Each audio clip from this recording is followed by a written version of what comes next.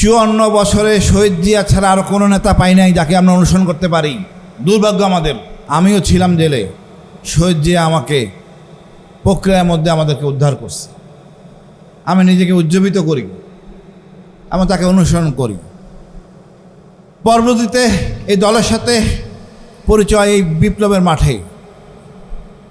আমার মনে হয় প্রতিটা দলের, প্রতিটা নেতাবৃন্দের, প্রতিটা কর্মীর চাওয়া পাওয়া এমনই হওয়া উচিত, কাজ করব দেশের জন্য, কোনো কিছু চাওয়া পাওয়া থাকবে না। দায়িত্ব নেওয়ার পরে কি বিব্রত অবস্থা পড়তে হয় তা আমরা বিএনপি দেখেই বুঝতে পারতেছি। আমাদের হইতে হবে প্রথমে দেশপ্রেমিক। দেশপ্রেমিক হওয়ার প্রধান সূত্র আপনার শত্রুকে চিনুন। শত্রুকে চিনলে আপনার অর্ধেক চাওয়া পাওয়া শেষ, বাকিটা জনগণের প্রত্যাশা হিসাব কাজ করা। আমাদের অনেক প্রত্যাশা নিয়ে, অনেক সংস্কার নিয়ে আমরা এমন এক পর্যায়ে গেলাম, একটা নির্বাচন হলো, চাওয়া পাওয়া ছিল একটা মধুচন্দ্রিমার 5টা বছর যাবে। কারণ বিএনপি বলেন, জামাত বলেন, উভয়ই এন্টি ইন্ডিয়ান, কেউ একটু বেশি কেউ একটু কম। বা শহীদ জিয়ার বিএনপি নিয়ে আমি কথা বলতেছি, এটা তো এমনটা হওয়ার কথা ছিল না। এখন তো আমি বিএনপির বিরুদ্ধে কথা বলার কথা না, গুটি কয়েক লোকের জন্য আমরা বিব্রত। জনগণের প্রত্যাশাটা আমরা ফিল করতে পারতেছি না। এই দেশের জনগণকে, সম্পূর্ণ জনগণকে, দেশকে এই ছাত্ররা, জেলার বিপ্লবীরা শিখাই দিছে ভারত আমাদের একমাত্র শত্রু। তা আপনি এমন কোনো কাজ করবেন না যেটা ভারতের পক্ষে যায়। ভারত যা বলবে তার উল্টা করবেন, সেটাই হলো জনগণের প্রত্যাশা। আমি কিছু জিনিস নিয়ে আমরা হতাশায় ছিলাম। দেখেন, গুম, কিছু সংস্কার, গুম প্রতিরোধ, এইসব সেন্সিটিভ ইস্যুতে কোনো রকম সিদ্ধান্ত নেওয়া, এটা আপনার দলের জন্য ক্ষতিকর। আপনি কি চান? তাহলে গুমটাই চান? আপনার মানবাধিকার জনগণ যাতে না পায় সেটাই আপনি চান? আপনি তো আসলে ইচ্ছা করলেও তো আওয়ামী লীগ হইতে পারবেন না। কেন চেষ্টা করেন আওয়ামী লীগ হওয়ার জন্য? আওয়ামী লীগ একটা কলঙ্কিত অধ্যায়। যে দল 57 জন সেনা অফিসারকে মারার সাথে জড়িত থাকে, যেই দল ইলিয়াস আলীর মতো লোককে ধরে ধলেশ্বরীতে ফেলে দেয়, যেই দল গুম খুনে রাজনীতি করে, ডিজিএফআইয়ের ভিতরে আয়নাগর সৃষ্টি করে, যেই দল সেনাবাহিনী, পুলিশ সবাইকে বিতর্কিত অবস্থায় ফেলে, এই দল তো আপনি হইতে পারবেন না। কেন চেষ্টা করেন? আমরা জনগণের কাতারে থাকি, জনগণের কল্যাণ কামনা করি।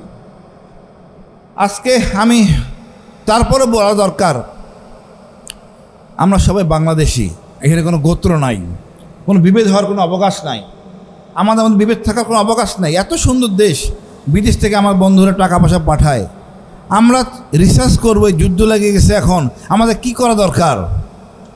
এই দিকে আমরা না দিয়ে আবল তাবল কাজ করতেছি, মানে নিবুদ্ধিতার পরিচয় দিচ্ছি। একটা বোমা যদি ঢাকা শহরে পড়ে, আপনি ভাবতে পারেন কি ক্ষতিটা হবে, আমাদের কি করণীয়, কি আমাদের আছে, কি নাই, আমরা কেউ ভাবতেছি না, একবার চিন্তাও করতেছি না। আমাদের তো একটা লাইনে যাইতে হবে, পারমাণবিক শক্তি, হয় চীন নয় পাকিস্তান, পরিষ্কার। নাইলে আপনি কীভাবে বাঁচবেন? নাইলে ভারত।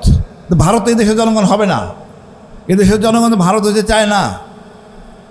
ভারত আমাদের 54 বছর অনেক কষ্ট, নির্যাতন, নিপীড়ন এখনও দিচ্ছে। তা আমরা চাই না, আমরা চাই শান্তি।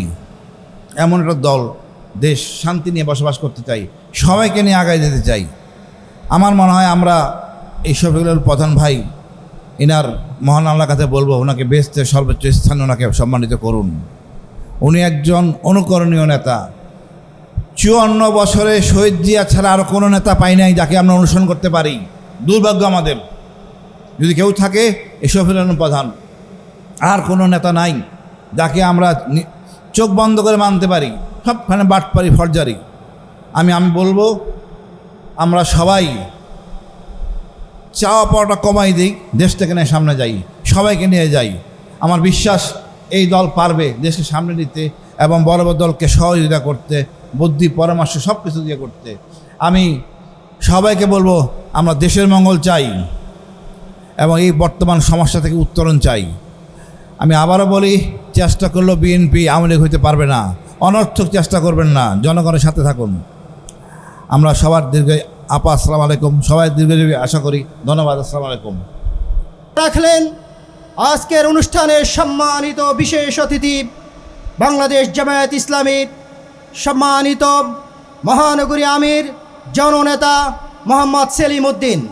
আজকের এই প্রোগ্রাম থেকে আমরা আন্তরিক অভিবাদন এবং মোবারকবাদ জানাচ্ছি।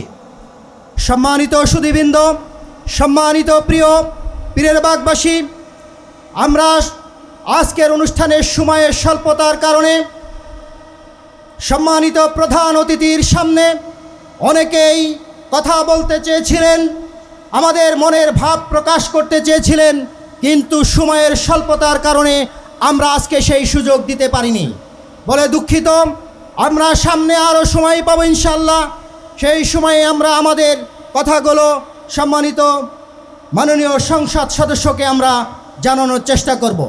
আমি পীরের বাগবাসীর পক্ষ থেকে বিভিন্ন পর্যায়ে বাড়ির মালিক কল্যাণ সমিতি, মসজিদ কমিটির সদস্যবৃন্দের সাথে কথা বলে, এছাড়াও বিভিন্ন সোসাইটির সাথে কথা বলে আমাদের এলাকার, বিশেষ করে পীরের বাগ এলাকায় যে সকল সমস্যা আছে সেগুলো সংক্ষেপে মাননীয় সংসদ সদস্যের সামনে উপস্থাপন করছি।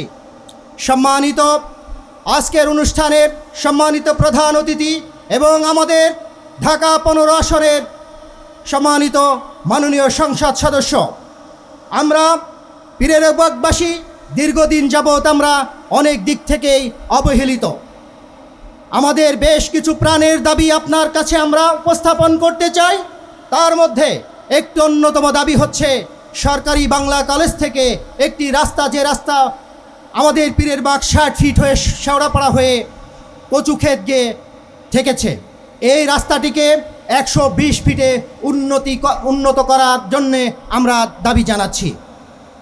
এছাড়া পীরের বাগবাসীর আরেকটি বড় সমস্যা হচ্ছে আমাদের পীরের বাগের মধ্য দিয়েই একটি খাল বহমান আছে, যে খালটা আমাদের অসচেতনতার কারণে ময়লা আবর্জনা পড়ে ভর্তি হয়ে থাকে।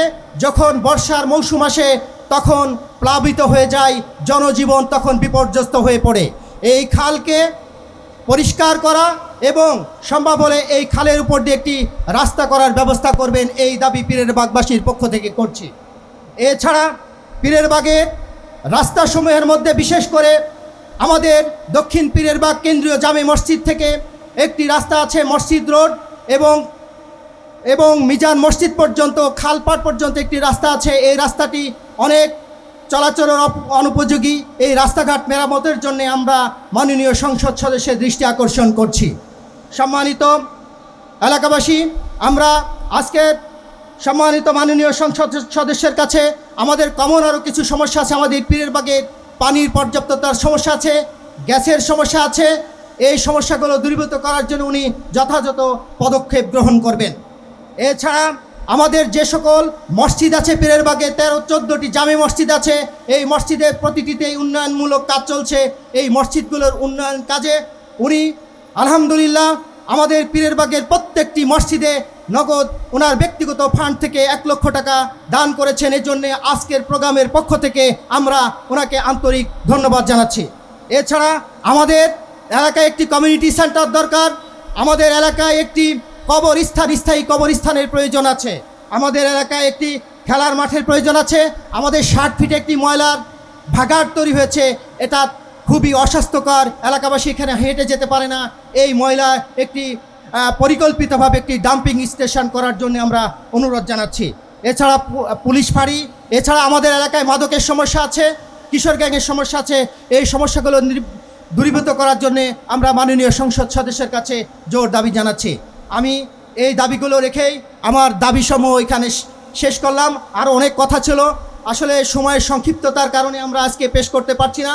ভবিষ্যতে সময় দিলে ইনশাল্লাহ আমরা পীরের বাগের পক্ষ থেকে আরও বিস্তারিত দাবি দেওয়া আমাদের সম্মানিত মাননীয় সংসদ সদস্যের কাছে পেশ করব। সম্মানিত সুধীবৃন্দ, আমরা আজকের অনুষ্ঠানের ঈদ পুনর্মিলনী এবং গণসংবর্ধনা অনুষ্ঠানের যাকে আজকে আমরা সংবর্ধিত করেছি, আজকের অনুষ্ঠানের সম্মানিত প্রধান অতিথি বাংলাদেশের 18 কোটি মানুষের মানবিক নেতা, ঢাকা 15 আসনের মাননীয় সংসদ সদস্য ও মহান জাতীয় সংসদের বিরোধী দলীয় নেতাকে এ পর্যায়ে প্রধান অতিথির বক্তব্য রাখার জন্যে অনুরোধ করছি।